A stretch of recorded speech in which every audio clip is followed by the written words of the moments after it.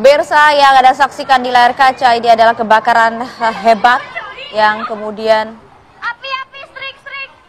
terjadi pemirsa di SMK Negeri 2 Kota Pekalongan, Jawa Tengah, di mana api membakar 5 ruangan termasuk ruang guru, gudang, dan ruang bimbingan konseling.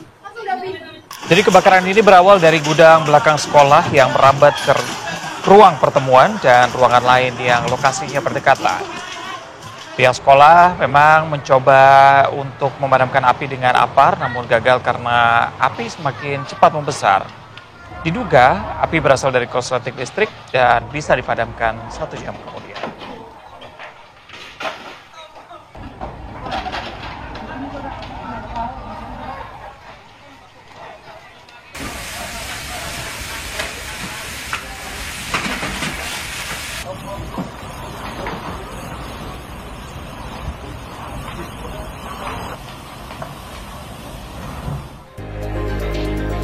Assalamualaikum warahmatullahi wabarakatuh. Selamat pagi pemirsa. Halo, selamat pagi Reza. Saya punya pantun dulu. Saya punya pantun. Oh, cakep, boleh. Jadi silakan. Lagi gerimis makan kismis. Cakep. Selamat hari Kamis buat pemirsa yang manis. Wih, ini bisa aja nih Reza ya. Kalau gini mama tiap pagi pada nontonin. Nungguin pantunnya Reza ya kan. Tapi sebenarnya kami ingin mengerti Sulawesi, Poros Maros Makassar, Sulawesi Selatan.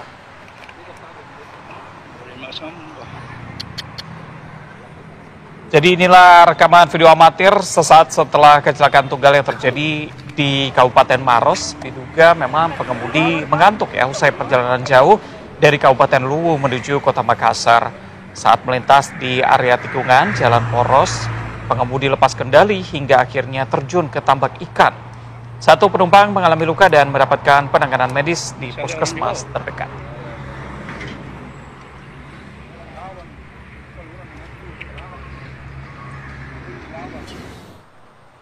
Kita bergeser ke Bandung, Jawa Barat, pemirsa. Akibat hujan dengan angin kencang, pohon tumbang menimpa kendaraan angkot. Akibatnya 1 orang menderita luka. Angkutan kota jurusan alun-alun Cileunyi ini tertimpa pohon saat melintas di Jalan Ahmad Yani di Cahem, Kota Bandung, pemirsa. Seperti yang Anda lihat ya, memang pada saat peristiwa terjadi, wilayah Kota Bandung ini tengah dilanda oleh hujan disertai juga angin yang cukup kencang pada saat kejadian. Menurut sopir angkot, ia tengah membawa ada 5 penumpang dan juga pada kondisi tersebut tak sempat menghindari pohon yang tumbang. Selain mengakibatkan angkotnya rusak di bagian atap, salah satu penumpang ini dikabarkan mengalami luka-luka sehingga harus mendapatkan penanganan medis. Sementara pada saat kejadian, arus lalu lintas memang sempat tersendat, namun sudah kembali normal setelah pohon tumbang dievakuasi ke pinggir jalan.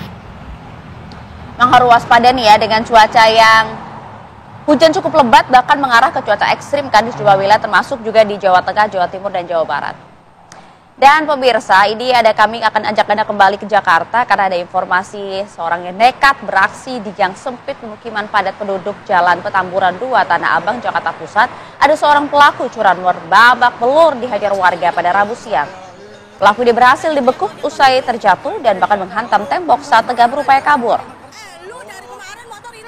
Jadi pria pelaku pencurian sepeda motor ini nggak mampu berkutik ya saat ditangkap dan juga dihajar oleh warga di Tanah Abang, Jakarta Pusat. Emosi warga memang memuncak nih, ingin terus melepaskan bogem mentah membuat pelaku ini ketakutan. Dan pelaku berhasil ditangkap saat membawa kabur sepeda motor milik warga yang lagi dipanasin di depan rumah. Teriakan korban yang mengetahui kejadian tersebut membuat pelaku panik. Naas pelaku yang tidak menguasai medan dan banyaknya gang sempit, ini membuatnya terjatuh dengan wajah menghantam tembok rumah. Mencegah aksi main hakim sendiri kembali terjadi, ini pelaku diamankan ke dalam mobil patroli dan dibawa ke Polsek Metro Tanah Abang.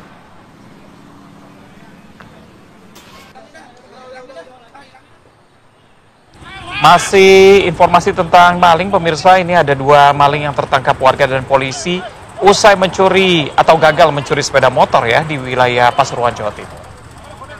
Ini detik-detiknya nih, ada penangkapan salah satu pelaku pencurian motor yang kabur hingga ke Desa Prodo di Kabupaten Pasuruan, Jawa Timur.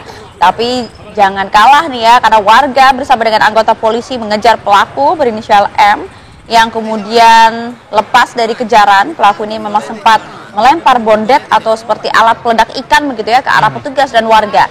Sementara 1 pelaku lainnya yang berinisial R ini tak berdaya di tengah sawah setelah bodet yang dibawanya meledak. Jadi tangannya terluka parah hingga akhirnya dievakuasi oleh pihak kepolisian menuju RSUD Grati. Jadi bawa bedat tapi nggak ahli menggunakannya gitu ya. Ini malah meledak di tangan sendiri. Tapi ini menjadi pelajaran untuk kita semua bahwa beragam aksi pencurian langsung sigap diamankan oleh polisi.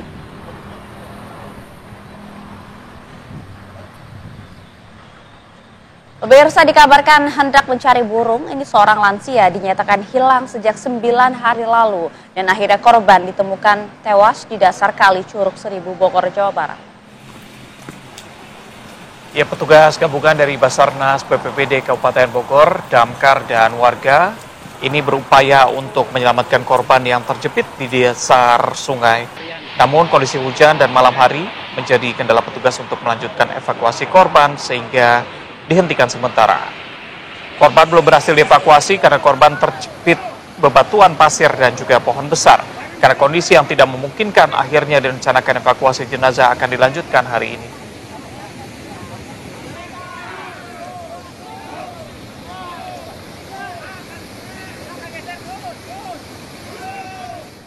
Kita ke Jawa Timur, pemirsa. Ini Polres Mojokerto menggelar rekonstruksi pembunuhan dengan mutilasi bersama dengan tersangka AM. Rekonstruksi dilakukan di rumah kos di Jalan Lidah Wetan. Ya, rekonstruksi kasus pembunuhan yang disertai mutilasi mendapat pengawalan ketat dari Kepolisian Polres Mojokerto, Jawa Timur.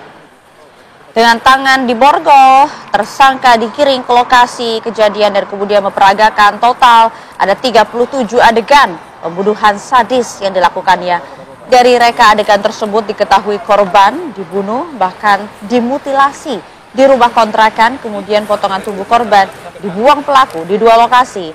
Ini di kawasan hutan Pacet dan kawasan hutan Cangar. Ini tentunya duka mendalam ya bagi pihak keluarga, bagaimana kemudian anak yang disayang kemudian harus menghilangkan nyawanya di tangan tersangka. Setelah buron sejak tahun 2016 lalu, pemirsa, ini seorang pria yang kemudian menjadi pelaku pencurian dengan kekerasan yang mengakibatkan korban meninggal dunia di Kabupaten Pedukal, Abab, Lebatang, Ilir, Sumatera Selatan akhirnya berhasil ditangkap polisi. Jadi Dadang Gunawan ini ditangkap polisi di rumahnya di Kecamatan Talang Ubi. Dalam kasus tersebut ada 2 orang pelaku. Sebelumnya pada tahun 2019 polisi juga telah berhasil menangkap rekan pelaku bernama Ferry Purnomo yang diketahui buron selama 3 tahun. Kejadian ini berawal saat kedua pelaku melakukan aksi perampokan di rumah warga pada malam hari. Usai masuk dalam rumah, korban atau pemilik rumah yang sudah lansia terbangun hingga pelaku langsung memukul dari arah belakang. Sementara pelaku DG menusuk korban dengan menggunakan senjata tajam. Akibatnya sejumlah luka tusuk yang dialami korban mengakibatkan korban tewas. Dadang, balik mana? Kemana bang kamu lari?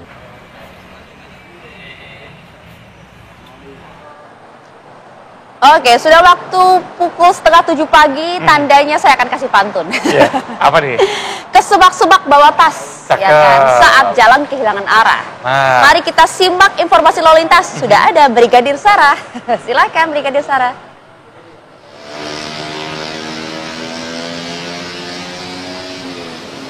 Baik, terima kasih Maria dan juga Reza serta selamat pagi pemirsa dari kawasan Simpang Gotri. Saat ini saya melaporkan situasi arus lalu lintas di jam berangkat aktivitas perkantoran sudah dalam keadaan ramai. Peningkatan volume kendaraan sudah terlihat dari arah Tendean yang akan menuju ke arah Blok M juga sudah dalam keadaan ramai, ataupun dari arah Tendean yang akan berbelok ke arah Ragunan juga sudah mengalami peningkatan volume kendaraan pada pagi hari ini. Para pengendara dapat melaju dengan kecepatan berkisar 35 km per jam dan antisipasi terhadap masih banyaknya pengendara yang belum tertib berkendara dengan masih adanya pengendara roda 2 yang sering melawan arus pada kawasan ini.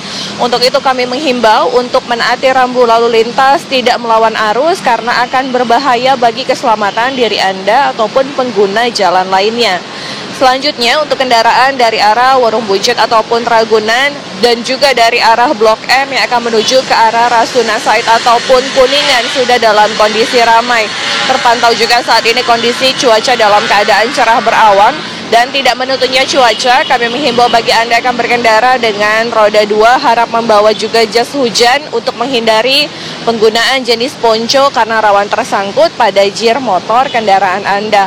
Dan pemirsa, untuk situasi arus lalu lintas dari arah Blok M yang akan mengarah ke Kuningan ataupun juga Semanggi masih relatif normal. Jaga batas aman kecepatan kendaraan Anda, serta jaga jarak aman kendaraan Anda dengan kendaraan lainnya. Dan dapat kami informasikan berdasarkan data IRSMS Korlantas Polri, angka kecelakaan lalu lintas di seluruh Indonesia 1 kali 24 jam terjadi sebanyak 224 kasus laka lantas, dengan rincian 25 meninggal dunia, 30 luka berat, dan 328 luka ringan.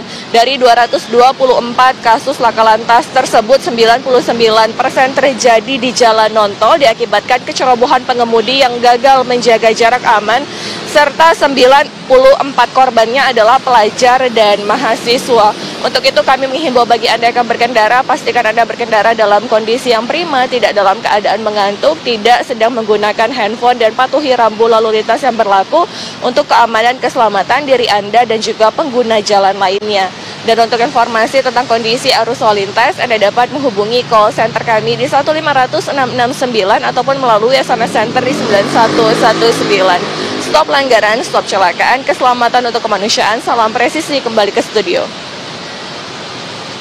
Itu dia highlightnya. Cuaca lagi tidak menentu, untuk pengguna roda 2 jangan menggunakan jas hujan jenis ponco ya, karena berbahaya. Terima kasih Brigadir Sarah, saya punya pantun dulu sedikit. Sapi perah di ruang laktasi Brigadir Sarah, terima kasih ya. Pemirsa, kita akan jeda terlebih dahulu. Usai jeda kami hadirkan informasi mengenai Presiden Prabowo Subianto yang kembali melakukan perombakan di kabinetnya. Siapa saja nama-nama terbarunya kami hadirkan usai jeda.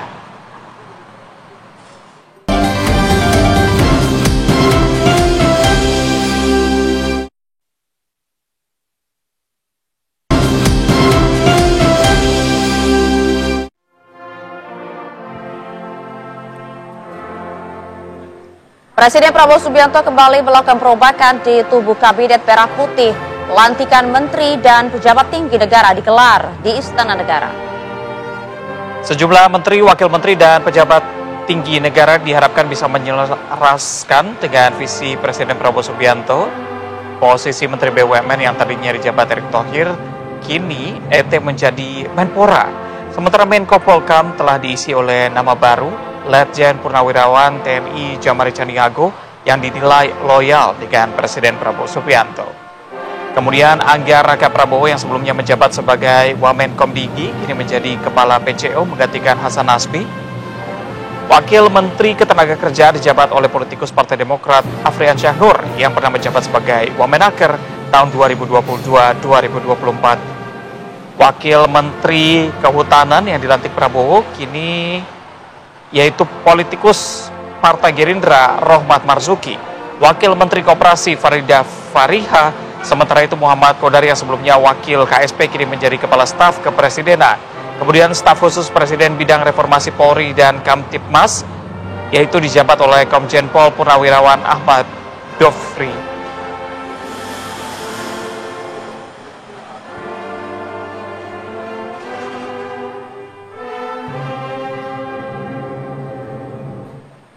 Sementara itu, Wakil Presiden Raka Buming Raka ini meninjau langsung program makan bergizi gratis di SMP Negeri 2 Sentani, Kabupaten Jayapura, Papua. Wapres Gibran Raka Buming Raka meninjau 2 ruang kelas 7 dan kelas 8 serta berinteraksi langsung dengan siswa terkait program makanan bergizi gratis. Jadi kunjungan Gibran ini dilakukan tentunya untuk memastikan ya seperti apa sih prioritas nasional ini berjalan di setiap sekolah, sekaligus juga memastikan kualitas makanan yang disajikan untuk para anak-anak ini memang memenuhi gizi. Jadi program MBG bertujuan meningkatkan asupan gizi para siswa agar lebih sehat, cerdas tentunya ya, dan juga siap bersaing di masa depan.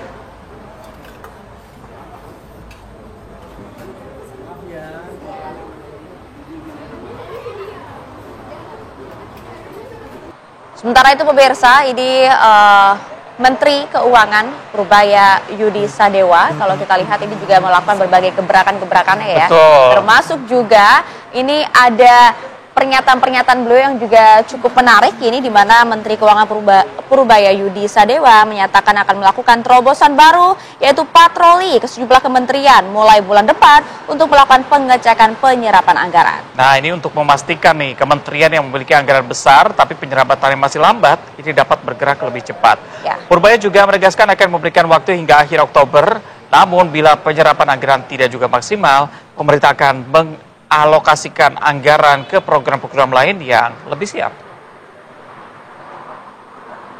Kemudian bulan depan saya akan mulai beredar di kementerian-kementerian yang besar, yang penyerapan anggarannya belum optimal.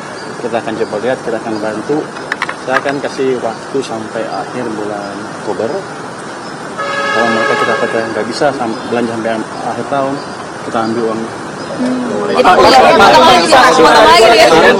Kita sebarkan ke program-program yang langsung siap dan berdampak ke rakyat. Saya nggak mau uang nganggur. Yang berikutnya juga banyak jadi sorotan dari warganet begitu ya. Ini ada Kepala Sekolah SMP Negeri 1 Prabu Mulih yang ramai diberitakan dicopot dari jabatannya oleh Wali Kota Prabu Mulih karena sang kepala sekolah memberikan teguran kepada anak sang wali kota.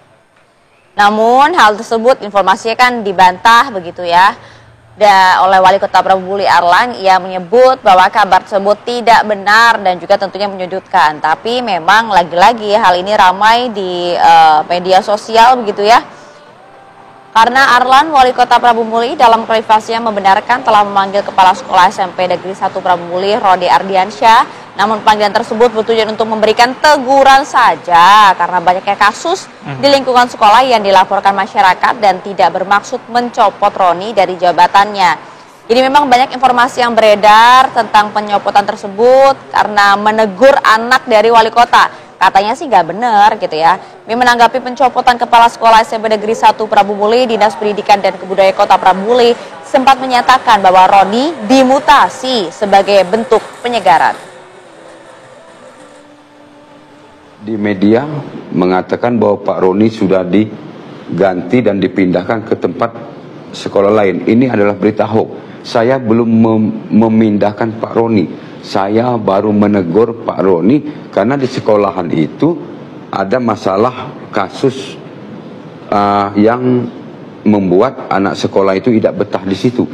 Lalu berita masalah anak saya itu adalah berita hoax. Anak saya tidak membawa mobil ke sekolahan dan anak saya diantar. Ya pemirsa, momen kedatangan dari Rodi Ardiansyah kembali ke sekolah pun disambut gembira para siswa dan guru.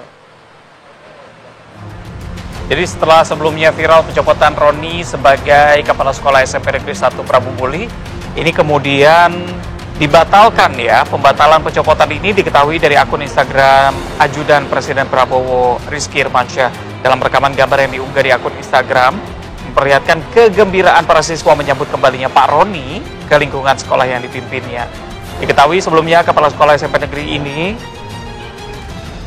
kembali bertugas usai pembatalan pencopotan jabatan dan rencana mutasi. Ya, karena ramai kan, apa sih kalau kemudian mau dimutasi begitu ya, alasannya apa? Jangan sampai katanya benar penyegaran, karena tapi kok waktunya timingnya sama ya. Iya, janganlah ya kemudian para pejabat negara menggunakan kewenangannya hanya untuk hal sepele dan juga ini kan nasib dari kepala sekolah dan juga satpam untuk cari nafkah di sana ya.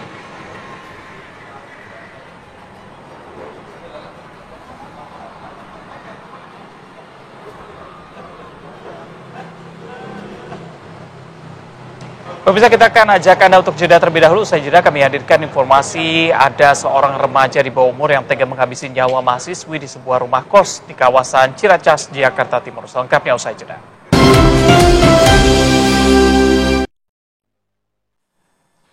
Anda kembali di Apa Kabar Indonesia Pagi, pemirsa. Setelah buron sejak tahun 2016 lalu, seorang pria yang menjadi pelaku pencurian dengan kekerasan yang bahkan mengakibatkan korban meninggal dunia berhasil ditangkap polisi. Penangkapan buronan Dadang Gunawan dilakukan di rumahnya di Desa Benakat Minyak, Kabupaten Penukal Abab, Lematang Ilir, Sumatera Selatan setelah polisi mendapatkan informasi bahwa pelaku kerap terlihat pulang ke rumahnya.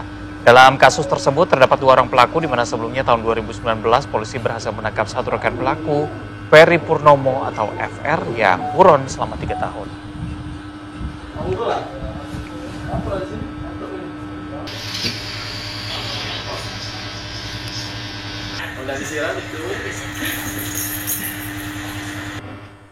Kita bergeser ke Sumatera Utara, pemirsa. Ada seorang pria yang ditemukan tewas di area perladangan di Kabupaten Karo, Sumatera Utara. Saat ditemukan, jenazah pria tersebut dikubur di bawah tanaman kopi.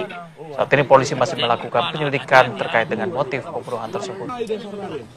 Ya, Anda saksikan ini video amatir saat warga dan petugas kepolisian melakukan penggalian korban yang tewas terkubur sedalam 1 meter di bawah tanaman kopi di area perladangan di Desa Dokum Siroga, Kecamatan Simpang 4, Kabupaten Karo. Temuan ini pun tentunya membuat warga heboh. Diketahui korban bernama Melki Parangin-Angin berusia 32 tahun yang sudah 2 hari memang dinyatakan hilang oleh pihak keluarga. Keluarga korban sempat melakukan pencarian dan menemukan gundukan tanah baru di lokasi tersebut. Curiga akan temuan tersebut, keluarga korban bersama dengan warga dan pihak kepolisian langsung melakukan penggalian dan memang betul menemukan korban yang terkubur naas. Menurut keterangan polisi, korban ditemukan dalam posisi meringkuk menyamping dengan kondisi luka di bagian kepala dan wajah. Saat ini korban sudah dibawa ke Rumah Sakit Bayangkara Medan untuk dilakukan otopsi dan polisi juga langsung menyelidiki kasus ini.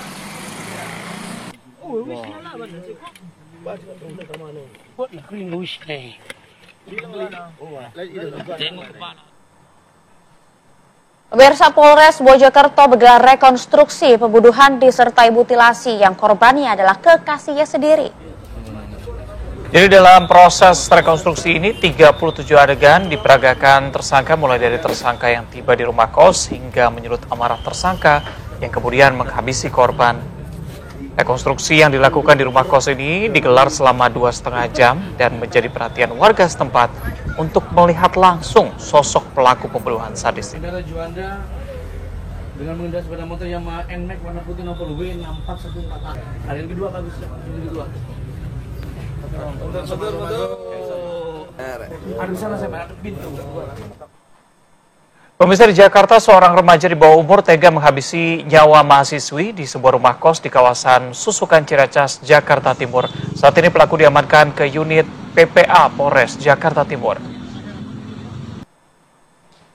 Di kamar kos-kosan yang berada di Jalan Haji Yusin, pemirsa, tepatnya di Gang Muhtar, Susukan Ciracas, Jakarta Timur, inilah tempat korban Ina Kalat Murni, baru usia 23 tahun, seorang mahasiswi naas dihabisi nyawanya oleh anak di bawah umur yang usianya baru 16 tahun. Korban dibunuh dengan cara dipukul, bahkan dibekap. Pelaku tega menghabisi nyawa korban karena cemburu diputus dan korban jalan dengan pria lain. Kepolisian dari Polres Jakarta Timur tiba di lokasi langsung mengidentifikasi dan mengevakuasi jasad korban. Karena pelaku di bawah umur, kasus pembunuhan ini ditangani oleh Unit Perlindungan Perempuan dan Anak Polres Metro Jakarta Timur.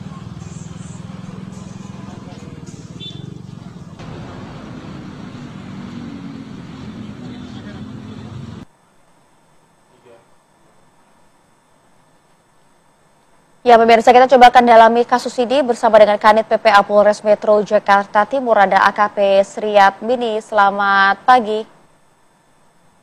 Selamat pagi, Assalamualaikum warahmatullahi wabarakatuh. Waalaikumsalam warahmatullahi wabarakatuh. Pagi, Mas. Kami ingin tahu sebenarnya bagaimana kelanjutan kasus ini, karena seperti yang tadi kami dapatkan informasinya yang kami sampaikan ya, bahwa pelaku ini kan masih di bawah umur, usia baru 16 tahun. Baik, terima kasih rekan kami yang ada di TV One. Betul, Polres Metro Jakarta Timur sekitar tanggal 12 September telah menangani kasus pembunuhan yang mana adalah pelakunya ABH berinisial FF, usianya 16 tahun. Adapun kronologis kejadian, sebenarnya mereka ini untuk korban dewasa usianya 23 tahun. Mereka ada hubungan asmara yang mana korban ini dewasa, kemudian pelakunya adalah anak di bawah umur. Tentunya mereka berkenalan sejak September 2024 hingga kejadian kemarin. Kemudian adapun pelaku ini, anak pelaku ini datang ke kos-kosan di TKP korban yang mana terjadi pertengkaran karena mereka melihat si anak pelaku melihat handphone korban ada foto bersama dengan laki-laki temannya korban. Kemudian terjadi cekcok di situ. Lanjut karena panik korban berteriak-teriak. Selanjutnya anak pelaku berusaha menenangkan korban dengan cara membekap mulutnya. Namun demikian tidak terhenti di situ. Anak pelaku ini kalap sehingga setelah membekap mulut korban kemudian melakukan tindakan yang mana mengakibatkan korban meninggal dunia, mencekik leher korban, kemudian memelintir leher korban dan sempat membenturkan leher korban ke upin. Selanjutnya setelah anak pelaku melakukan tindakan tersebut, meninggalkan korban di rumah kos milik korban. Selanjutnya anak pelaku sekitar hari Minggu jam 11 siang mendatangi rumah kos korban dan melihat bahwasannya korban sudah lemas dan anak pelaku sempat memindahkan korban ke atas kasur. Demikian untuk anak pelaku berinisial FF. Saat ini sudah kami lakukan proses penyidikan dan anak pelaku kami titip di sentra Handayani karena memang anak pelaku masih di bawah umur sehingga dalam proses tetap kita mengedepankan hak-hak daripada anak pelaku. Kemudian pasal yang dipersangkakan adalah pasal 338 dengan pembunuhan yang mengakibatkan seseorang meninggal dan pasal 351 dengan ancaman hukuman 15 tahun penjara. Adapun untuk barang bukti yang kami amankan ada spray, ada selimut, ada pakaian dalam korban, kemudian juga ada pakaian yang dikenakan korban pada saat korban dihabisi oleh anak pelaku. Dan juga anak pelaku saat ini sudah kami titip di sentra Handayani karena mereka anak pelaku masih anak. Demikian. Baik, Bu Kanit, kalau dari informasi yang tadi Ibu jelaskan, ini sepertinya anak pelaku dengan mudahnya untuk masuk ke dalam kamar kos korban begitu. Apakah dari hasil pemeriksaan sejauh ini memang itu sering dilakukan sehingga memang tidak ada kecurigaan dari tetangga sekitar bahwa ada anak pelaku yang datang ke sana begitu. Melihat apa yang tadi sudah dijelaskan bahwa hubungan mereka sudah dilakukan sejak September tahun lalu ya. Baik. Jadi perlu kami jelaskan di sini, memang tempat kos tersebut, anak pelaku ini sering datang ke rumah kos tersebut karena memang dia ada hubungan asmara. Jadi memang anak pelaku dengan korban ini ada hubungan asmara sehingga dalam pengawasan di rumah kos tersebut pemiliknya kurang pengawasan sehingga anak pelaku ini mudah mengakses masuk ke dalam kos korban. Demikian. Oke, baik. Kemudian untuk proses hukumnya akan seperti apa, Bu? Baik, karena anak pelaku ini masih di bawah umur, tentunya kami mengedepankan proses sesuai dengan Undang-Undang Perlindungan Anak dan Undang-Undang SPPA. Dalam hal ini anak tetap kami berikan perlindungan, kami tetap berikan konseling, dan anak saat ini kami titipkan di Dinsos sehingga anak ini tetap mendapatkan pendampingan dan pemulihan selayaknya anak berhadapan dengan hukum. Iya. Kondisi dari anak pelaku saat ini seperti apa, Bu? Apakah memang ada penyesalan disampaikan? Baik, untuk kondisi anak pelaku, pada saat kami lakukan pemeriksaan, kami berikan pendampingan dari pihak lembaga. Dalam hal ini kami melibatkan lembaga-lembaga untuk pendampingan anak pelaku, bahwasannya anak pelaku menyesali perbuatannya, dan saat ini anak pelaku masih terus dalam pendampingan dan konseling untuk mengetahui kemungkinan mungkin ada emosi atau apa mungkin nanti akan didalamin oleh para ahli. Demikian. Oke, Bu, dari hasil pemeriksaan sejauh ini, apakah memang anak pelaku ini berencana untuk melakukan pembunuhan atau lepas kontrol begitu ketika bertemu terjadi kekesalan di sana karena cemburu, baru akhirnya berujung pada kematian korban? Baik, untuk saat ini dalam pemeriksaan kami masih dalam pendalaman terus karena untuk anak pelaku menjelaskan bahwasannya memang itu spontan karena yang bersangkutan cemburu. Yang bersangkutan cemburu bahwasannya ada di dalam handphone korban yang mana dilihat oleh anak pelaku, terlihat foto dengan teman laki-laki yang ada di handphone itu sehingga terjadi percekcokan di situ. Karena untuk anak pelaku menjelaskan bahwasannya karena ada faktor kecemburuan yang berlebihan. Demikian. Oke, baik, terima kasih banyak AKP Sriatwini, Kanit PPA Polres Metro Jakarta Timur atas informasi bersama kami. Terima kasih banyak Ibu. Assalamualaikum. Baik, terima kasih. Selamat pagi. Selamat pagi. Pemirsa, kami akan jeda terlebih dahulu sejeda. Langsung saja kami ajak Anda menuju ke dialog utama kami pada hari ini di mana Presiden Prabowo Subianto untuk kali kedua melakukan reshuffle atau perombakan kabinet sepanjang bulan September 2025. Saat lagi untuk Anda.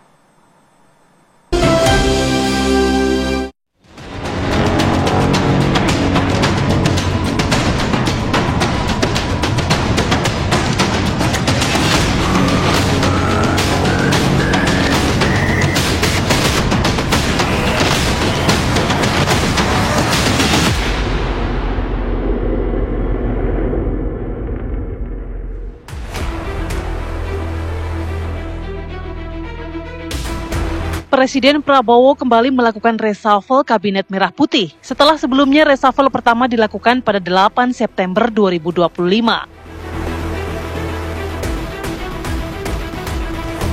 Saat reshuffle pada Rabu 17 September kemarin, Prabowo mengganti 1 menteri, 2 wakil menteri, dan 2 kepala badan. Presiden juga langsung melantik sejumlah menteri, wamen, kepala badan, dan wakil kepala badan untuk mengisi posisi yang kosong. Sejumlah menteri, wakil menteri, dan pejabat tinggi negara diharapkan bisa selaras dengan visi Presiden Prabowo Subianto. Erick Thohir yang sebelumnya mengisi posisi Menteri BUMN kini menjabat sebagai Menpora.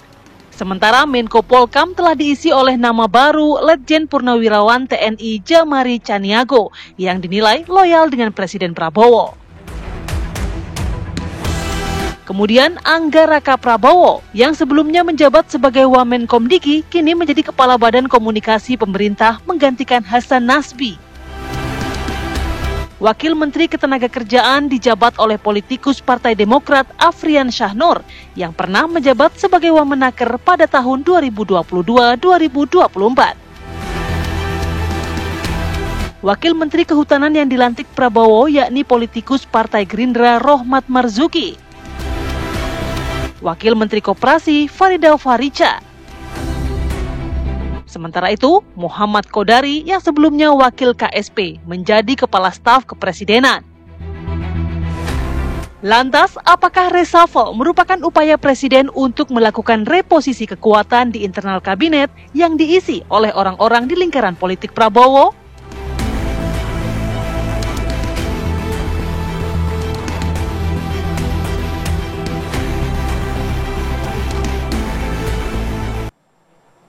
Ya, dalam waktu kurang lebih 1 mingguan lah ya, tiba-tiba sudah ada 2 kali reshuffle gitu kan di Kabinet Merah Putih. Dan nama-nama yang muncul juga cukup menarik, Reza, ya kan? Termasuk juga kita ingin melihat begitu ya, apakah kemudian sosok-sosok yang ditempatkan ini memang sudah sesuaikah berada di kementerian tersebut dan juga bekerja bersama dengan Kabinet Merah Putih untuk kedepannya. Apakah ini hanya politik semata atau memang justru untuk eskalasi kinerja Kabinet Merah Putih? Langsung kami hadirkan 2 analis politik di studio kami kan. Sudah ada Mas Adi Prayitno, analis dari Win Syarif Hidayatullah. Selamat pagi Mas, Assalamualaikum. Selamat pagi.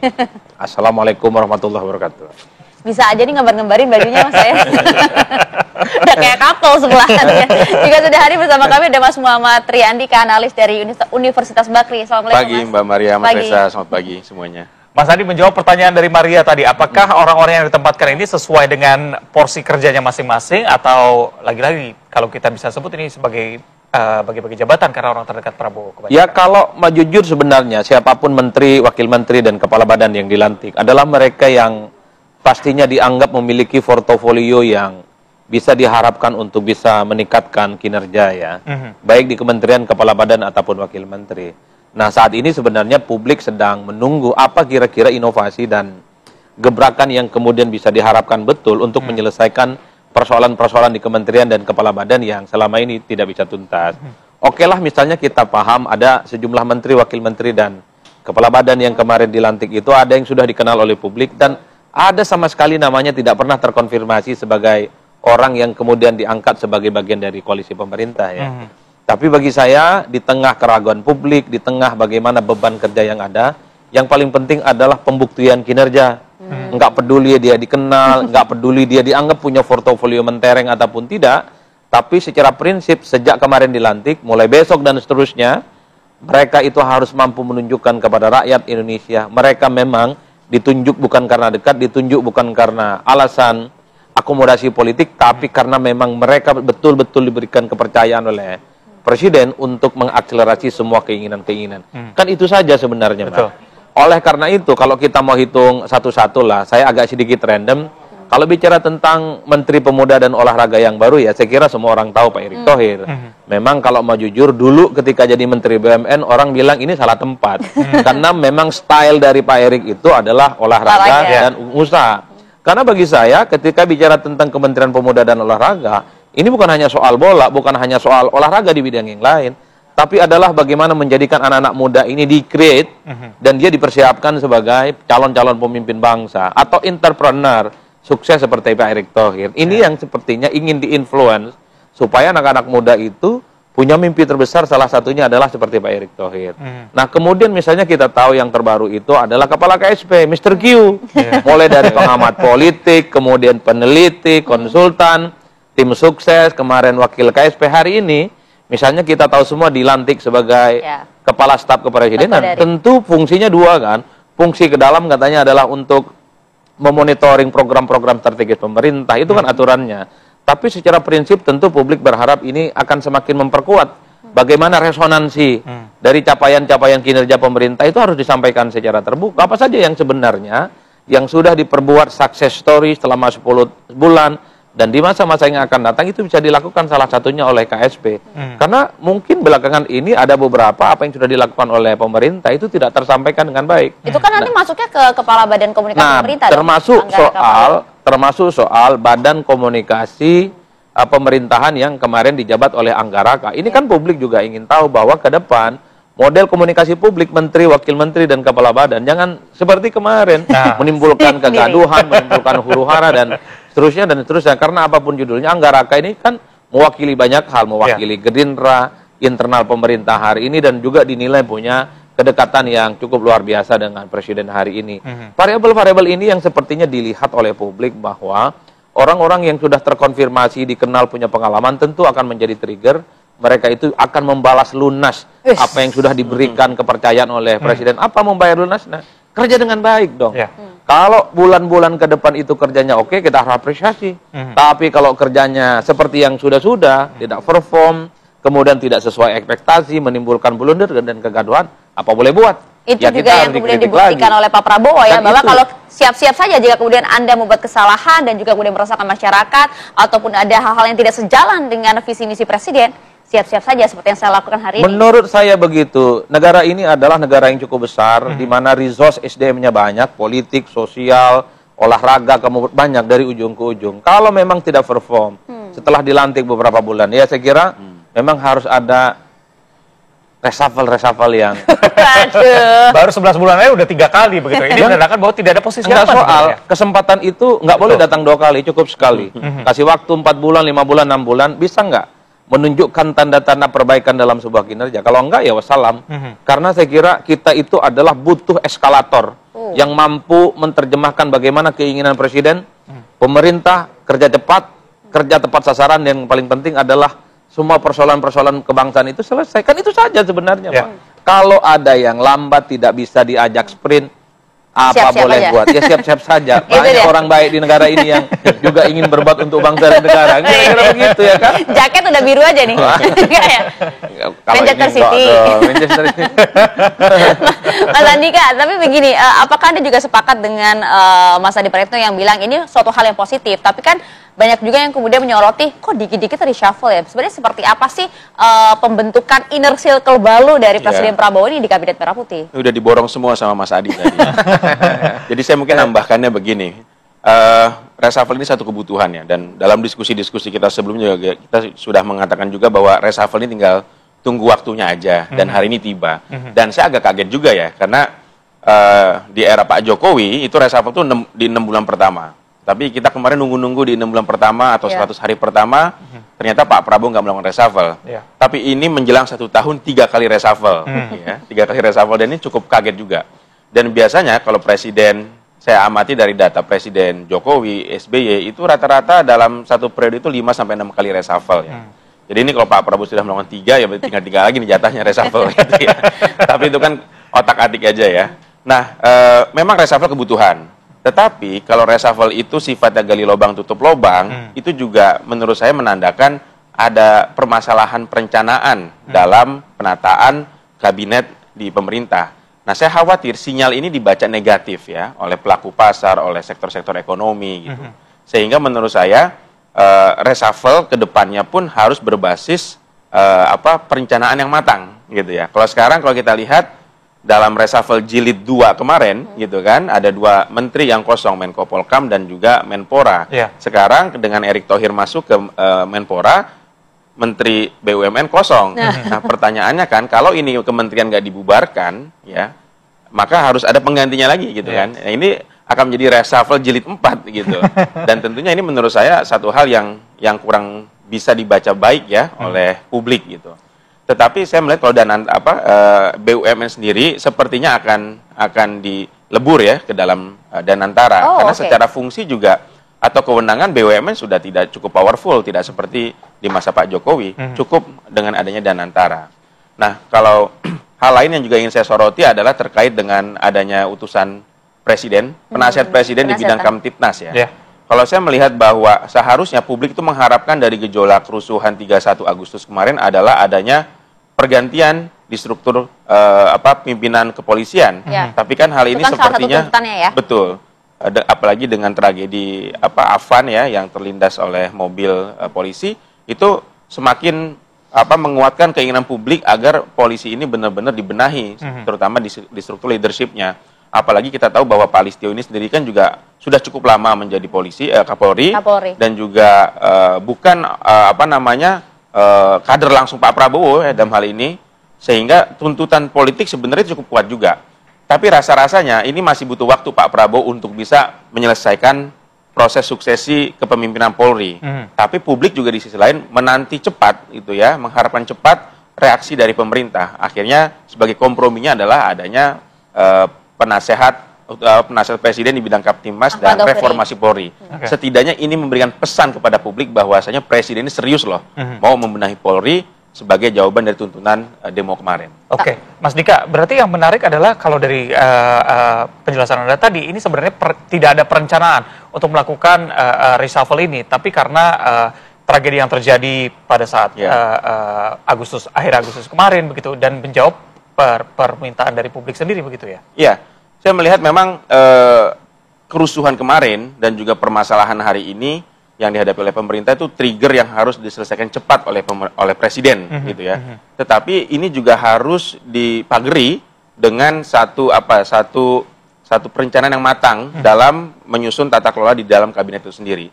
Jangan sampai nanti terkesan ini kabinetnya cepat ganti gitu ya, sehingga para anggota kabinet pun juga mikir-mikir, ini saya harus bekerja serius nggak nih, janjinya bisa diganti. Bisa diganti kan. Jadi kalau anggota kabinet ini sendiri tidak mendapatkan kepastian untuk masa jabatan, ya mereka juga terkadang berpikir pragmatis saja gitu. Kalau saya mau diganti buat apa saya melakukan itu gitu. Oke. Ya. Tapi kayaknya nggak begitu nggak sih Mas kalau di Kabinet Merah Putih dengan sosok-sosok saat ini, atau ada mungkin hal-hal seperti itu yang terbersit di mereka? Ya kalau saya sih sebenarnya, kalau mau jujur secara umum ya, ekspektasi publik terkait dengan reshuffle itu tinggi dan besar. Ya. Terutama menyelesaikan persoalan-persoalan konkret ya, terutama kemiskinan, kesejahteraan dan seterusnya. Nah karena yang diganti kemarin adalah misalnya ada Menko, kemudian ada Menteri Pemuda dan Olahraga, ada Wamen dan seterusnya. Yang ingin saya katakan adalah jangan sampai ekspektasi yang tinggi itu justru dijawab oleh kinerja-kinerja yang tidak terukur, oleh yang kemarin dilantik. Sorry itu saya harus kita katakan, yang kemarin dilantik itu hanya beberapa saja kok yang tracking dan recordnya itu bisa dibaca. Sudah pernah melakukan apa saja di negara kita. Minimal pernah jadi pejabat publik, pernah jadi aktivis.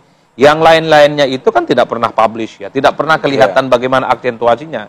Itulah yang saya sebut bahwa oke lah kita selesai, case close, ini sudah jadi barang, sudah dilantik, sudah menjadi pembantu presiden, maka mulai hari ini dan seterusnya mereka harus tunjukkan bahwa mereka itu sesuai dengan harapan rakyat. Kan itu saja jalan ceritanya. Tapi kalau saya membaca rata-rata secara umum, memang reshuffle dalam banyak hal tujuannya adalah untuk membenahi kinerja yang dianggap tidak perform. Kenapa Menko diganti? Karena mungkin dikait-kaitkan dengan peristiwa demonstrasi Agustus. Maka yang penggantinya adalah mantan tentara senior dan dinilai punya kewibawaan. Tentu untuk mengorkestrasi bagaimana kementerian-kementerian terkait, jangan sampai ada peristiwa seperti yang kemarin, ada mitigasi, ada deteksi supaya peristiwa-peristiwa yang terjadi pada akhir Agustus kelabu yang kemarin tidak terulang. Kan itu saja yang sebenarnya terjadi.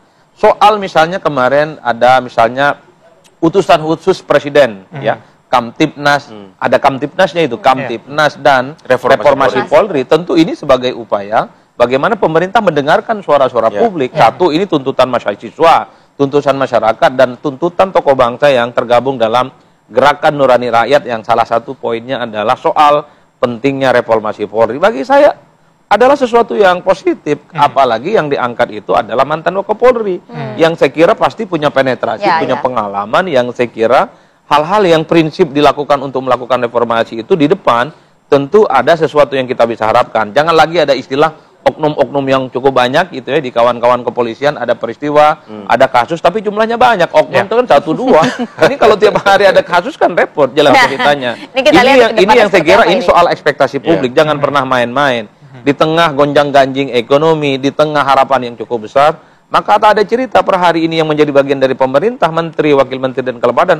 Ayo dong, gaspol dong.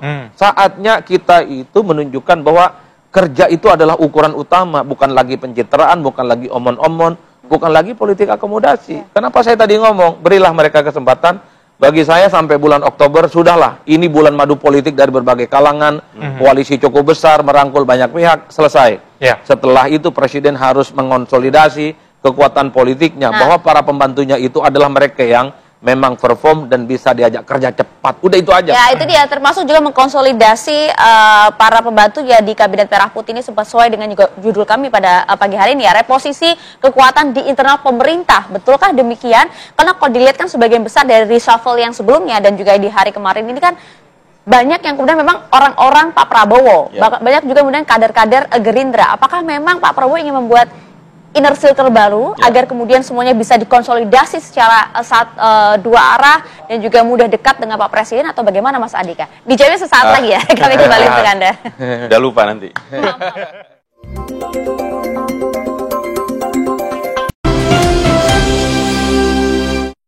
Dari beliau,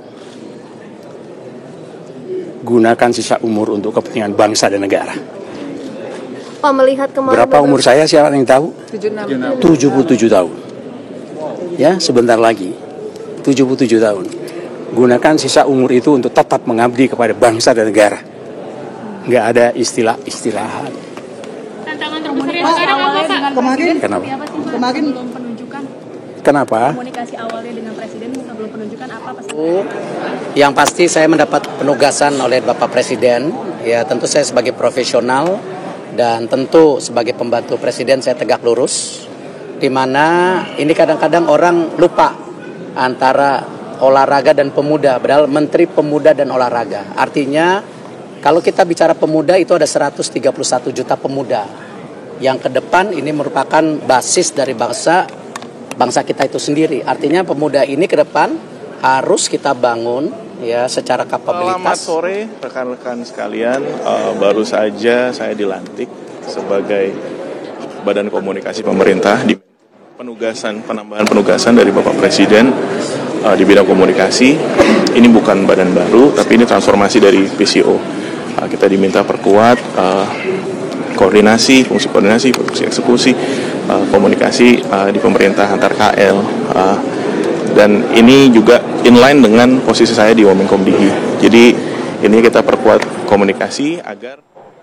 Ya, itu tadi beberapa sosok yang memang mencuri perhatian dalam reshuffle terakhir kemarin. Tapi ada juga yang kemudian bersuara, Mas Andika, bahwa dari 2 kali terakhir reshuffle yang dilakukan oleh Pak Prabowo, kok nampaknya banyak sekali ya orang-orang yang mungkin memiliki kedekatan dengan Pak Prabowo, orang-orang pilihan Pak Prabowo gitu, dibandingkan juga dengan beberapa tim Kabinet Merah Putih sebelumnya kan memang sebagian besar kan memang berasal dari pemerintahan sebelumnya kan. Apa sebenarnya yang ingin dilakukan oleh Pak Prabowo sih? Betul akan ada reposisi untuk kekuatan internal lebih baik lagi ke depannya? Ya, saya melihat bahwa pesan dari reshuffle kedua ini adalah memperkuat strategi komunikasi Presiden kepada publik ya, bahwa kerusuhan Agustus kemarin kan salah satu faktor utamanya adalah adanya pesan narasi yang negatif yang cukup berkembang di tengah masyarakat, dan itu menutupi program-program pemerintah yang sudah berjalan.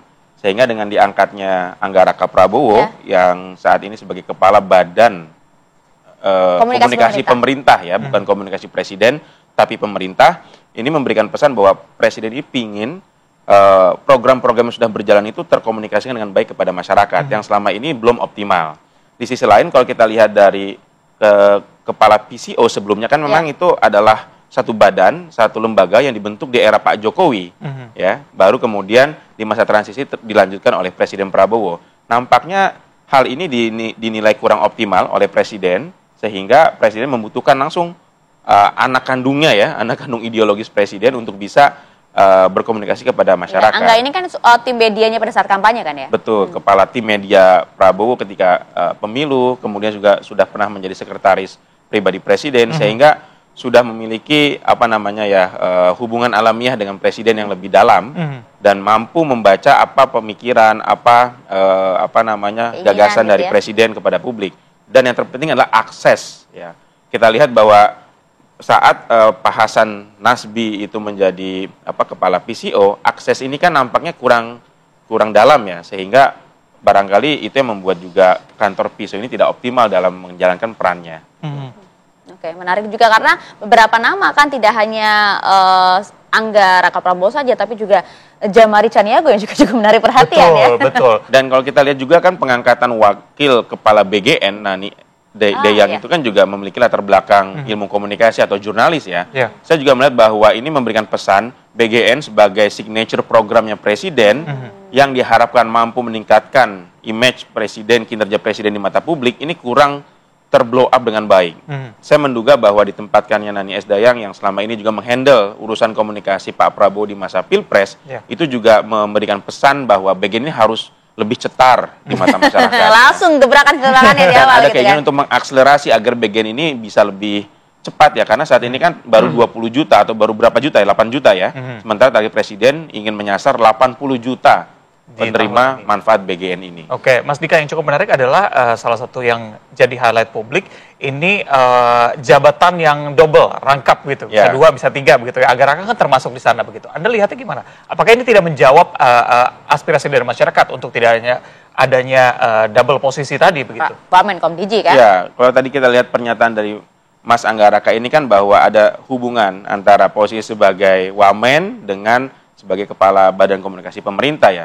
Tetapi kalau kita lihat sebenarnya kalau sudut pandangnya ada efisiensi, harusnya ini dirampingkan saja. Ataupun jabatan wamen itu bisa dikosongkan, nggak harus diisi juga gitu kan.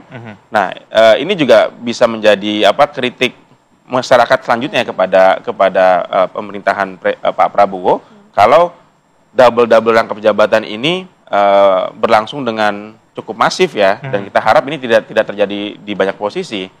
Karena saya pikir bangsa ini juga masih banyak orang-orang yang berkualitas, yang baik, yang bisa memainkan peran di posisi-posisi tersebut gitu ya. Mas Adi? Ya, bagi saya 2 hal. Pertama, memang menteri dan kepala badan termasuk Wamen, pertama harus bekerja maksimal, itu penting. Yang kedua, fungsi komunikasi yang tadi sudah kita diskusikan adalah penyampai apa yang sudah dilakukan oleh pemerintah. Misalnya soal program makan bergizi gratis. Harus ada penjelasan yang saya kira komprehensif bahwa makan bergizi gratis itu bukan soal bagaimana anak-anak kita itu mampu mengakses gizi yang gratis. Harus ada upaya menjelaskan bahwa badan yang sehat, gizi yang sehat, ini akan ada kemungkinan akan melahirkan SDM yang bisa meningkatkan kapasitas, kemampuan, dan intelektualitas. Itulah yang disebut semacam grooming, bahwa program makan bergizi gratis sebagai upaya untuk menciptakan intelektualitas dan pengetahuan yang tinggi. Karena ada keyakinan, ada satu temuan bahwa kalau gizinya cukup, asupannya cukup, ada kemungkinan dia akan menjadi anak-anak yang pintar dan hebat. Nah, ini tidak terkonfirmasi. Apalagi kita tahu adalah bahwa soal program makan bergizi gratis ini kan anggarannya cukup fantastis dan Masya Allah banget gitu. Perlu ada penjelasan yang saya kira kemanfaatannya yang signifikan. Dan jangan hanya dilihat bukan untuk jangka 4 tahun, 3 tahun, tapi ini adalah untuk long term. Bahwa anak-anak didik kita yang mulai dari TK dan SD dan seterusnya itu memang didesain sebagai calon-calon pemimpin yang hebat, mereka top, resource-nya, kapasitasnya, gizinya oke, dan tentu saja pengetahuan dan otaknya itu bisa diandalkan. Itu yang kemudian kalau diamplifikasi, mau 100%, 200% APBN dipakai, pasti akan disupport oleh publik. Wajar kalau kemudian ingin memperkuat dalam konteks komunikasi adalah sebagai penebalan. Apa yang dilakukan oleh pemerintah itu betul-betul from and on the right track. Nah, yang kedua, kalau saya membaca rata-rata secara umum, betul ini semacam konsolidasi kekuasaan terutama sepertinya pemerintah Pak Prabowo itu ingin memastikan bahwa program-program strategisnya, posisi-posisi strategisnya dikawal oleh orang-orang yang memang memahami betul apa yang diinginkan oleh Pak Prabowo. Jadi sampai ke rakyat dengan baik. Betul, jadi Pak Prabowo tanpa pidato sekalipun hanya sebatas menunjukkan gestur dan gerak-gerik, orang-orang di tempat yang strategis ini sudah bisa menjelaskan contoh soal Kopdes. Kenapa Verjul yang kemudian menjadi menteri untuk menggantikan Budi Ari? Kita tahu Verjul adalah orang dekat presiden, kader Gerindra dan ngerti tentang koperasi. Ini andalan pemerintah loh. Prabowo tidak mau ada orang yang tidak ngerti gesturnya Prabowo jadi menteri. Adalah reshuffle, diganti dengan orang yang betul-betul memastikan bahwa denyut kepentingan soal keinginan pemerintah disampaikan oleh orang-orang yang memang paham betul. Termasuk komunikasi. Kenapa Anggaraka mewakili segala-galanya, mewakili Gerindra, mewakili dekat istana, dan tentu harapannya adalah komunikasi pemerintahan jangan lagi ada yang sebelumnya, ada kisru, ada kegaduhan. Blunder sana sini tidak, jangan sampai gitu ya. Ukuran lingkar pinggang ada kaitannya dengan umur lah. Atau sekali. Ya, Mas Andika dan juga Mas Adi, singkat saja kok. Tadi kita sempat ngobrol. Oke, kalau di reshuffle sebelumnya kan Menteri Purbaya yang kemudian jadi media darling. Kalau di reshuffle kali ini siapa menurut Anda yang kira-kira nanti akan menjadi perbincangan publik? Singkat saja, satu nama. Kalau saya Mr. Q ya, sama Anggaraka. Karena memang sejak awal Mr. Q ini kan agitasi dan propagandanya cukup luar biasa. Tentu terlepas dari pro dan kontra. Tapi Mr. Q itu dari segala kontroversinya yang saya baca adalah mampu menjelaskan hal-hal yang dia bela dengan terukur dan rasional. Begitupun dengan Anggaraka yang saya kira memang portofolionya memang kuat di media. Penyampaian pesan-pesan komunikasinya sangat mudah untuk dipahami oleh publik. Bagi saya, ini adalah dua orang yang per hari ini paling banyak dibicarakan. Mas Andika? Ya, jadi kalau saya melihat gini, Pak Prabowo ini punya karakteristik leadership yang nggak suka gaduh gitu ya. Jadi bagi para menteri nih ya, sebenarnya kadang-kadang juga menghadapi dilema. Kalau bekerja terlalu serius, terlalu bagus gitu ya, ini kan pasti ada yang suka, ada yang nggak suka. Yang suka akan memberikan spotlight, yang nggak suka akan mencari-cari kesalahannya. Nah, kalau menterinya ini nggak jago-jago banget dalam mengcounter, memitigasi serangan-serangan dari yang tidak sukanya itu, ini bisa membuat Pak Prabowo sebagai presiden merasa loh kok ini pemerintahan saya kok atau anak buah saya gaduh mulu gitu ya. Nah ini juga. Satu nama dong Mas. Kalau saya melihat yang akan mendapatkan spotlight adalah Mas Angga dan ya Mr. Q karena pesan dari reshuffle ini adalah meningkatkan kualitas komunikasi publiknya. Kalau dua orang ini ya bisa bekerja optimal, kemudian saling topang, ya ini akan menjadi game changer baru ya dalam strategi komunikasi pemerintah itu kepada. Titipan produser kami, jangan sampai susah dikontak nih dua orang ini. Kalau komunikasi baik, tolong dong ya. Iya. Kan sering banget kita undang di sini tapi nggak bisa. Kadang-kadang anak buah lebih susah dikontak dibanding presidennya. Itu dia. Gawat tuh kalau gitu. Oke, kita lihat nanti bagaimana komunikasi pemerintahan saat ini bisa lebih baik lagi dan juga mudah diterima oleh rakyat ya. Terima kasih Mas Andika, terima kasih Mas Adi. Pemirsa, kita akan jeda terlebih dahulu. Saya jeda kami hadirkan informasi yang cukup mengiris hati ini. Ada 2 balita cacingan di Provinsi Bengkulu yang mendapatkan perawatan intensif di rumah sakit. Kedua pasien ini sebelumnya kedapatan dengan kondisi cacing keluar dari mulut dan juga hidungnya. Kami hadirkan usai jeda, tetap bersama kami.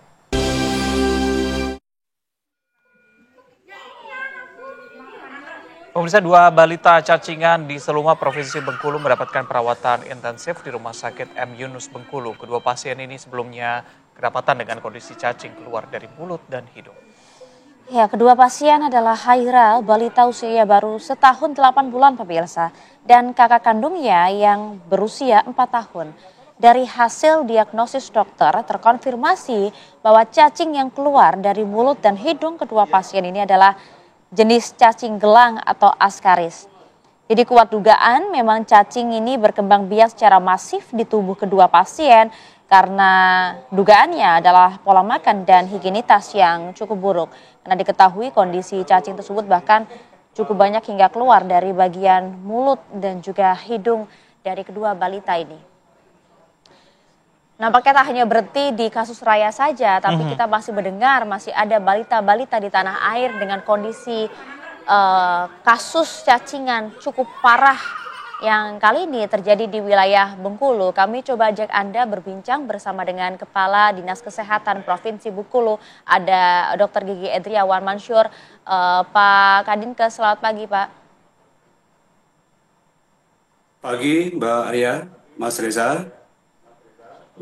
Ya, Bapak boleh diceritakan Pak, mungkin mengapa kemudian bisa terjadi kasus cacingan cukup parah ini kepada 2 balita ini? Betulkah memang karena kondisi higienitas yang cukup buruk di kediaman kedua balita ini?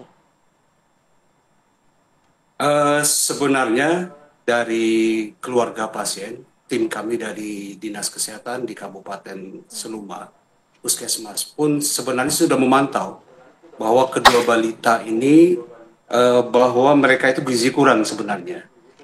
Namun beberapa waktu yang lalu, sekitar 4 hari yang lalu, kondisi dari kedua balita ini, terutama adiknya, mengalami pemburukan. Ya seperti yang diinformasikan tadi, keluar cacing tadi, dan langsung oleh petugas kita dari Puskesmas yang berada di Puskesmas Sukamerindu, Kabupaten Seluma, langsung dirujuk ke Rumah Sakit Daerah Tais.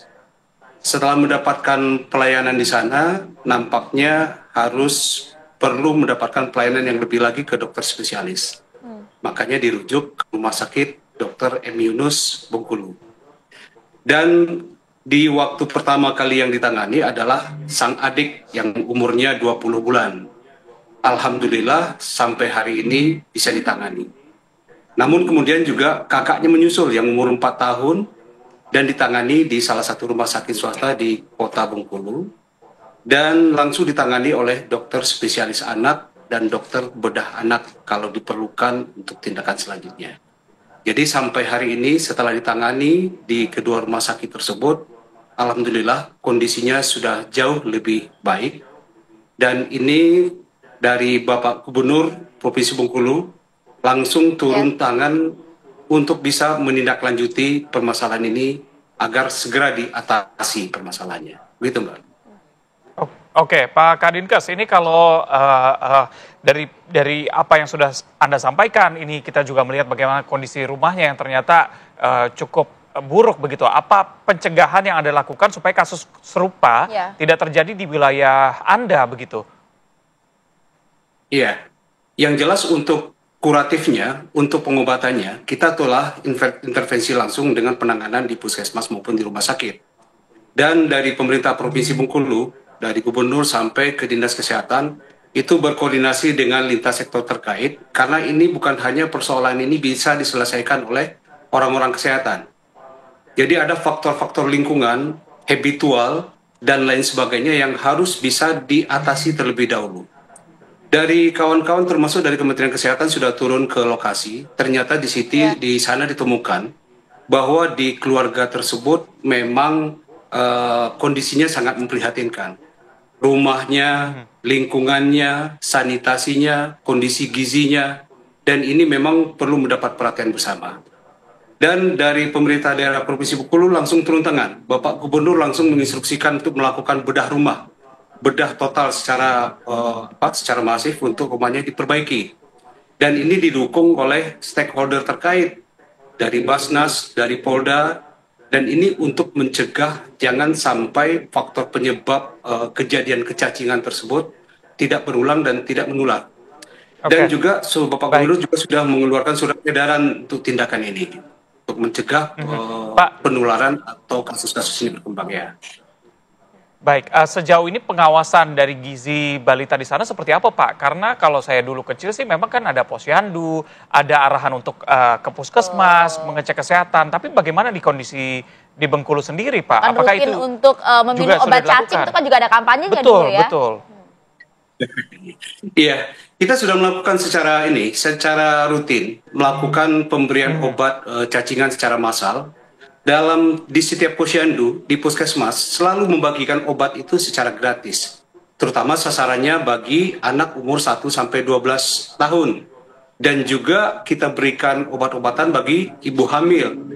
Dan ini memang perlu pendampingan lagi, pemantauan secara ketat untuk keluarga-keluarga yang dianggap memang butuh pendampingan. Jadi memang untuk bukan hanya kasus kecacingan, tapi kasus-kasus yang lain kami dari Dinas Kesehatan selalu menekankan untuk melakukan promotif dan preventif dan menghimbau lagi, memberikan edaran, memberikan himbau-himbauan ke masyarakat supaya berperilaku hidup bersih dan sehat, ya. Cuci tangan yang bersih, ya. Ya. Pak, kami tapi penasaran Pak, kan saat ini kedua balita tersebut sedang dirawat ya Pak ya. Jadi proses perawatan bagi kedua balita ini sebenarnya seperti apa sih secara spesifik? Karena kami tentu tidak inginkan ya bahwa kasus raya terulang kepada kedua balita ini. Ya, untuk perawatannya di rumah sakit ini langsung ditangani oleh dokter spesialis. Bahkan spesialis anak, bedah anak kemarin mau melakukan tindakan agar ini cepat bisa dikeluarkan. Ya, cacing-cacingnya dari kondisi yang disampaikan kepada kami, dilaporkan kepada kami dari tim medis bahwa memang ditemukan di tubuh balita dan bayi tersebut cacing, ya bahkan ukurannya informasinya sampai panjangnya sampai 30 cm dan ini juga ditemukan dari ronsen foto tersebut masih ada larva-larva yang berkembang di paru-parunya. Tapi secara medis ini telah ditanggulangi dan kondisi balita tersebut sudah bisa merengek, bereaksi, tidak seperti waktu mereka datang ke rumah sakit yang memang responnya sangat minim. Nah, ini tentu menjadi catatan bagi kita semua agar hal ini jangan sampai terjadi dengan melakukan himbauan-himbauan tadi, kegiatan PHBS tadi, perilaku hidup bersih dan sehat tadi. Iya, Pak, untuk kedua orang tua dari balita ini sebenarnya profesi seharian seperti apa, Pak? Ya, memang mereka bekerja sebagai buruh lepas, ya. Umurnya yang suaminya umur 25 tahun, istrinya 24 tahun. Dan ini kami kemarin di bawah arahan Bapak Gubernur dan Pak Sekda langsung turun ke bawah ke lapangan. Dari berbagai faktor coba kita lakukan, termasuk dari KB-nya bagaimana, kemudian dari kehidupannya selanjutnya bagaimana. Ini harus didampingi nampaknya agar bisa mengatasi permasalahan ini terlebih dahulu. Untuk jangka panjangnya jangan sampai berulang lagi dan terjadi bagi keluarga yang lain. Baik ya, kita harapkan kita sama-sama menjaga kebersihan dan juga kesehatan, rajin cuci tangan, makan makanan bergizi, supaya keluarga kita dan lingkungan sekitar juga terhindar dari cacing ini. Terima kasih Dr. Edriawan Mansur, Kadinkes Provinsi Bengkulu. Selamat pagi. Terima kasih banyak. Assalamualaikum. Nah pemirsa, kami jeda dulu. Usai jeda kami coba ajak Anda melihat ya, penasaran juga seperti apa sih kalau pagi ini sekitar pukul 8 pagi di kawasan TB Simatupang. Nah, masih kalau misalnya sore kan ada rekayasa lalu lintas dengan tol gratis. Kalau pagi-pagi gimana ya kira-kira di sana, kita akan lihat. Usai jeda tetap bersama kami di Apa Kabar Indonesia Pagi.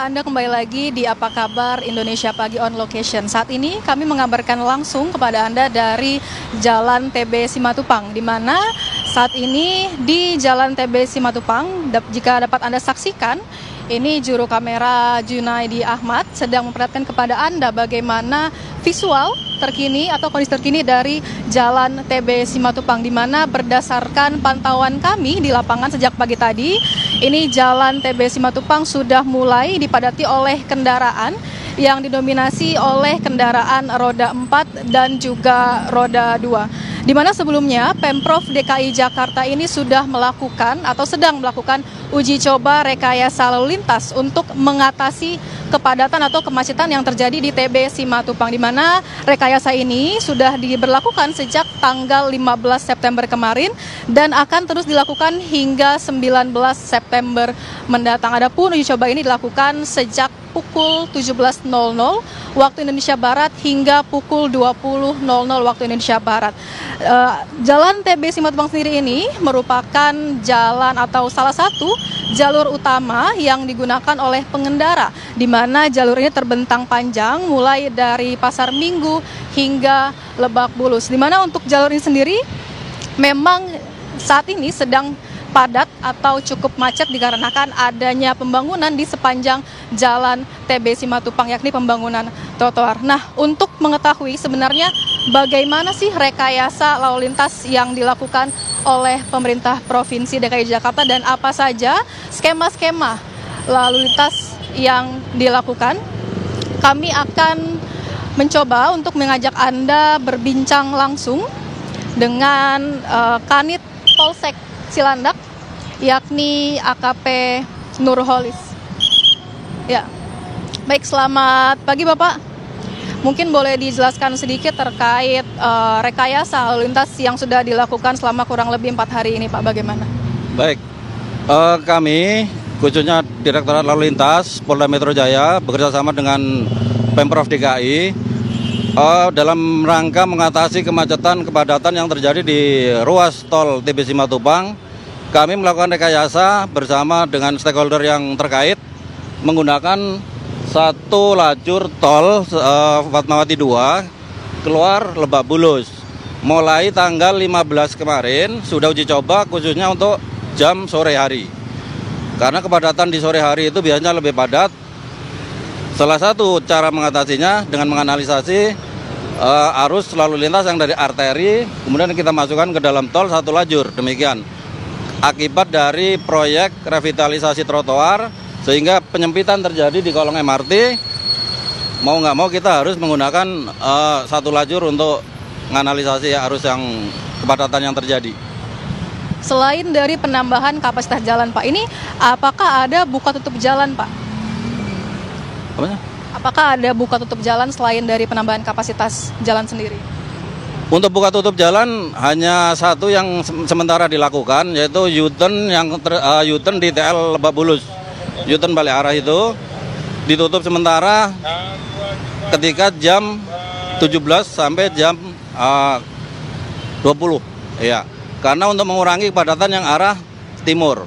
Sehingga arus yang dari TB Simatupang arah barat dianjurkan berputar di TL Vedek, diluruskan ke TL Vedek. Ya. Berarti ini kan rekayasanya sudah dilakukan kurang lebih selama 4 hari nih, Pak. Berarti berdasarkan pantauan Bapak sendiri bagaimana, Pak?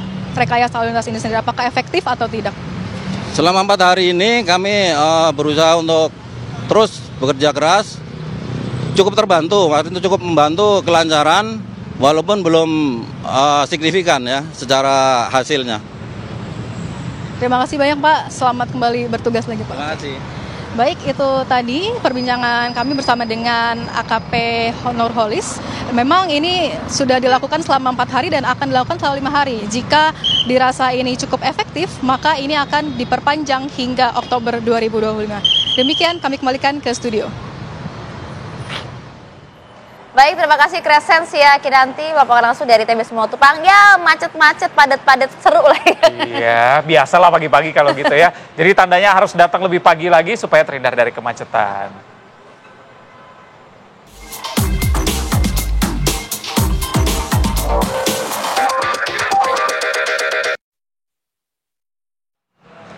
Seperti biasa, segmen terakhir nanti kami hadirkan informasi yang viral. Ini ada video yang memperlihatkan perjuangan dua kakak beradik yatim di Parung, Kabupaten Bogor yang harus bergantian memakai seragam dan juga sepatu untuk bisa berangkat sekolah. Kami hadirkan informasinya usai jeda.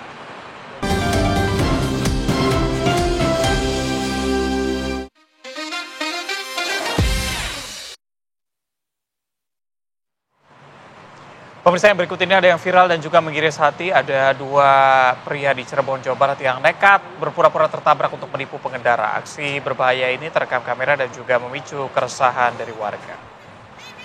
Nih yang kayak gini-gini nih enaknya diapain? Ya kan? Aduh, nih karena coba kita dengerin ya, tuh pura-pura jatuh padahal nggak kenapa-napa sebenarnya kan Reza. Jadi ini adalah salah satu modus aksi tabrak diri. Pemirsa, jadi berhati-hatilah bagi Anda para pengendara, khususnya kendaraan roda 4 ya, mobil. Kalau di jalan-jalan nemuin yang kayak begini nih, tinggalin aja udah. Karena setiap hari Rabu, Haizar ini kemudian memang harus buru-buru pulang karena sang kakak sudah. Jadi pemirsa, kalau kita lihat nih langsung diamankan oleh pihak polisi karena memang aksi semacam ini kan cukup meresahkan para pengendara, ya kan? Biasanya mengincar target tertentu. Kalau perempuan gimana? Ayah, pernah ngalamin kayak gini juga? Jujur sebenarnya takut sih, karena kan aksi ini kan lagi marak ya di beberapa daerah kan. Tapi ya udah dipesenin gitu kan. Pokoknya kalau ketemu yang gini, udah tancap gas aja. Ya, gitu. jangan minggir ya kalau misalnya memang curiga ya. Dan jangan saya bukain pintu, pokoknya itu kan. Nah, ini ada informasi viral lainnya pemirsa, tak butuh waktu lama ini kemudian kalau kita lihat ada informasi juga yang cukup mungkin viral gitu ya di media sosial begitu ya. Nah, ini salah satunya ini ada juga yang beredar di media sosial, ada sebuah rumah di kawasan Gisik Drono di Semarang, Jawa Barat, di Semarang Barat, tepatnya di Jawa Tengah maksud kami, roboh dan bahkan terekam kamera warga. Nah, ini ada korban. Warga yang menjadi korban tertimpa runtuhan kaca dan juga jendela yang pecah pada saat lagi tidur ya. Ini korban dievakuasi mendapatkan penanganan medis. Ya. Dan ini bikin kaget banget gitu karena tiba-tiba pondasi rumahnya roboh menyebabkan tertutup akses jalan satu-satunya menuju permukiman. Karena videonya juga dramatis banget sih, betul-betul memperlihatkan kan pada saat detik-detik rumah tersebut ambruk. Ini kenapa sih?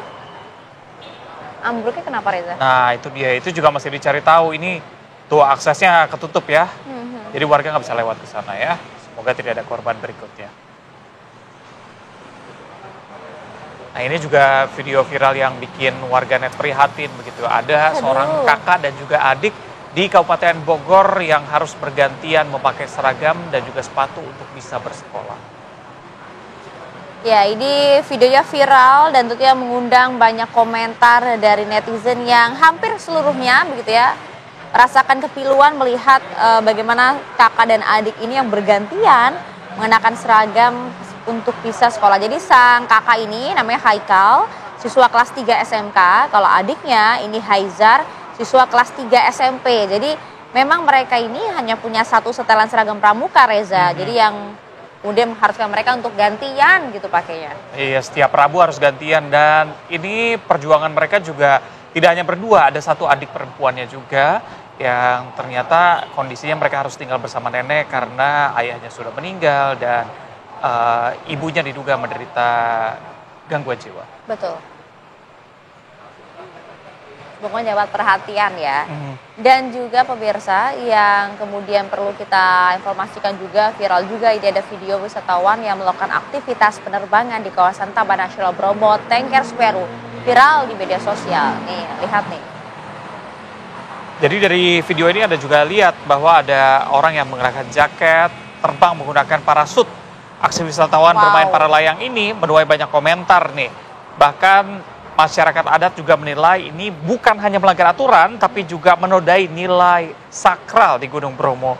Peristiwa ini lagi-lagi menjadi pelajaran ya, untuk lebih menghormati adat, budaya, dan juga kearifan lokal.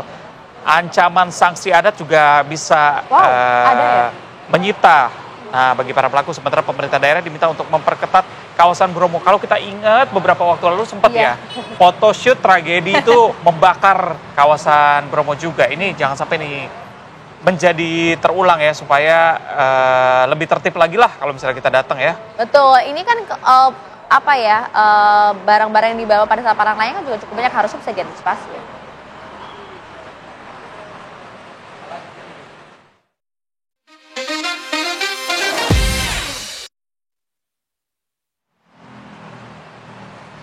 Oke pemirsa, yang harus diperhatikan juga adalah jangan anggap sepele yang namanya sakit di bagian leher. Bisa jadi itu adalah syaraf kejepit di bagian leher. Akibatnya fatal, bisa lumpuh Reza. Nah itu dia, kita akan bahas selengkapnya nanti di Hidup Sehat. Kalau begitu saya Reza Baluel. Dan saya Maria Segaf, kita berdua pamit. Terima kasih, sampai jumpa.